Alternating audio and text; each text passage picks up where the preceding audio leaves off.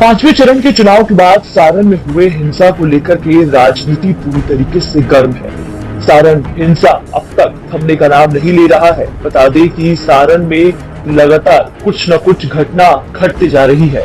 इसी बीच अब सारण हिंसा में रोहिणी आचार्य की मुश्किलें बढ़ती हुई नजर आ रही है। रोहिणी आचार्य को लेकर के सारण मामले में अब बीजेपी के समर्थक ने केस दर्ज करवा दिया है, जिसको लेकर के रोहिणी आचार्य की मुश्किलें अब बढ़ती हुई नजर आ रही है। बता दें कि लालू यादव की बेटी रोहिणी आचार्य सारण से चुनावी मैदान में उतरी थी, जहां उनका मुकाबला राजीव प्रताप रूडी से हो रहा था। सारण हिंसा के बाद रोहिणी आचार्य की मुश्किलें अब बढ़ती नजर आ रही है। सारण में चुनाव के बाद हुए हिंसा को लेकर पूरे बिहार में घमासान मचा हुआ है।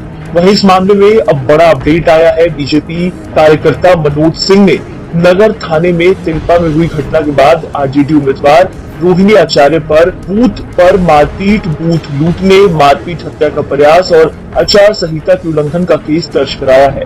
बता दें कि छपरा नगर थाने में ये केस जो है वो दर्ज हुआ है और नगर थाने में केस नंबर 349/2024 दर्ज हुआ है।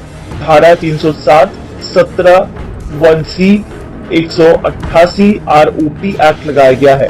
इस मामले में आरोपी को थाने से बेल नहीं मिल सकती है, न्यायालय से ही बेल मिलेगा। ये जितने भी धाराएं आपको बताई जा रही है, आपको बता दें कि सभी गैर जमानती धारा है। बता दें कि छपरा के भिखारी चौक पर चुनाव के दिन और चुनाव के अगले दिन दो गुटों के बीच में गोलीबारी हुई, जिसमें एक की मौत हो गई और दो लोग घायल हो गए। घायलों को सीधे पटना के पीएमसीएच में रेफर किया गया। उनकी हालत काफी गंभीर बताई जा रही है। बताया जा रहा है कि ये गोलीबारी बीजेपी और आरजेडी समर्थकों के बीच में हुई थी। कई दफा गोलियां चली और सारण में, जिसके बाद माहौल पूरी तरीके से तनावपूर्ण हो गया। इस घटना के बाद आरजेडी और बीजेपी में आरोप प्रत्यारोप का दौर भी शुरू हो गया है। इसी बीच अब सारण मामले को लेकर के बड़ा अपडेट सामने आया है, जिसमें रोहिणी आचार्य पर अब बीजेपी के कार्यकर्ता ने एफआईआर दर्ज किया है। तो देखना होगा कि अपने ऊपर दर्ज हुए केस को लेकर के रोहिणी आचार्य का क्या कुछ बयान सामने आता है, रोहिणी आचार्य क्या कहती है।